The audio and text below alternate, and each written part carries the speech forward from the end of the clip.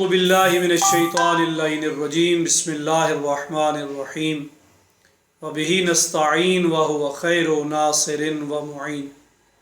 محترم و مکرم سامعین، آج خادم طالب علم دین فتنہ انگیز چغل خور کی بارے چند معروضات پیش کرنے کے لیے حاضر خدمت ہے، اس دعا ارادے کے ساتھ کہ اللہ تعالی ہم سب کو چغل خوری سے، غیبت سے، چغلی سے، ایک دوسرے کے ساتھ غیر سنجیدہ گفتگو کرنے سے محفوظ فرمائے۔ خصوصاً ماہ مبارک رمضان میں روزے داروں کو غیبت سے، چغلی سے محفوظ فرمائے۔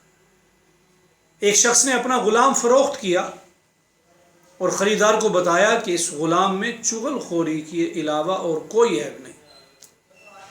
خریدار نے کہا کوئی بات نہیں، یہ اپنی چغل خوری سے بھلا ہمارا کیا بگاڑے گا۔ بہرحال خریدار اور غلام کو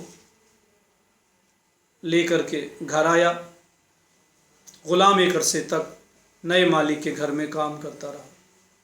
ایک دن اس نے اپنے مالک کی بیوی سے کہا، تیرا شوہر تجھ سے محبت نہیں کرتا، وہ تو ایک اور عورت کے دام میں محبت میں گرفتار ہے، اب وہ تو اس سے شادی کرنے کا پروگرام بنا رہا ہے۔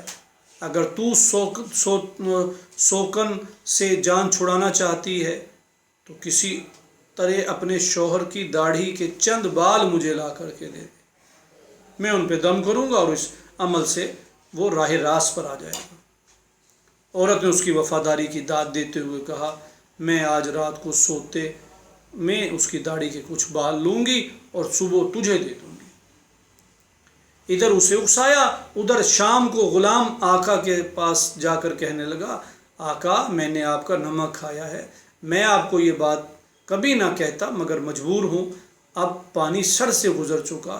بات یہ ہے کہ آپ کی بیوی بد کردار ہے، اس نے ایک شخص سے ناجائز تعلقات قائم کر رکھے ہیں اور دونوں چھپ چھپ کر ایک دوسرے سے ملتے ہیں، اور آج رات تمہاری بیوی اپنے آقا کے کہنے پر تمہیں قتل کرنے کا ارادہ رکھتی ہے۔ اگر قتل سے بچنا چاہتے ہو تو پھر جاگتے رہنا۔ رات کو اس شخص نے کھانا کھایا اور بستر پہ لیٹ گیا۔ لیٹنے سے پہلے اس نے کہا کہ اپنے بستر کے نیچے کوئی چیز چھپا کر کے رکھ دی اور جھوٹ موٹ کے خراٹے لینے لگا۔ کچھ دیر بعد اس نے دیکھا کہ اس کی بیوی آئی اور دبے پاؤں اس کے قریب آئی اور اسے یقین ہو گیا کہ اسے قتل کرنے کے لیے آ رہی ہے۔ وہ فوراً اٹھا اور اپنی بیوی کو قتل کر دیا۔ جب عورت کے خاندان والوں کو پتہ لگا اس نے ہماری بیٹی کو قتل کیا ہے، اس نے بدلے میں انہیں قتل کر دیا۔ یوں دونوں قبیلوں میں ایک عرصے تک جنگ کے شعلے بھڑکتے رہے۔ محترم سامعین، اس واقعے سے ہمیں درس لینا چاہیے کہ نہ ہمیں چغلی کرنی ہے اور نہ ہی ہمیں چغل خور کی بات پر آنا ہے، بلکہ اللہ رب العزت کی بارگاہ میں التجا ہے، مالک کائنات ہم سب کو ہر قسم کے وسوسے سے محفوظ فرمائے، محبت اہل بیت پہ ثابت فرمائے، مرنے سے پہلے سچی توبہ کی توفیق عنایت فرمائے۔